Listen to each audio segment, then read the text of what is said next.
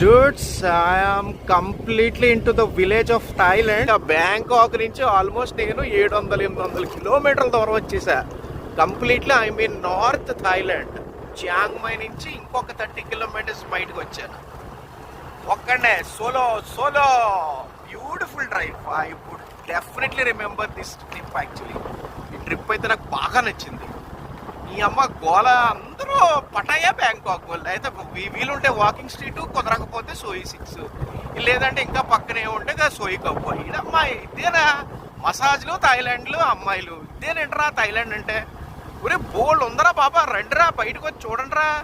ఆ బూతులు వచ్చేతనే ఆ పనికి మాలిన ప్యాకేజీలు 3 days 4 nights. ఏందిరా ప్యాకేజీలు అంటే? ఆ వాకింగ్ స్ట్రీట్ మసాజ్ చేయించుకుంటే అయిపోయింది అంతే థాయిలాండ్, ఇంకేం లేదు. చెయ్యి అమ్మ మారండ్రా నీ చెయ్యి. ఏమున్నాయి భయ్యా, ఇది విలేజ్. సిటీల్లోనే డెవలప్మెంట్ ఉంటుంది అనుకున్నా, విలేజ్ల్లో కూడా ఇంత బాగా కడుతున్నారంటే చూడండి గైస్. విలేజ్ అయితే భలే ఉంది. ఇది టౌన్ లాంటి లేదు, అలాగని సిటీలా కూడా కాదు, కంప్లీట్ విలేజే. విలేజ్ కంటే ఎక్కువ, టౌన్ కంటే తక్కువలో ఉంది భయ్యా. కానీ ఇక్కడ కూడా బ్యూటిఫుల్ హౌసెస్ ఉన్నాయి. ఇవ్వండి.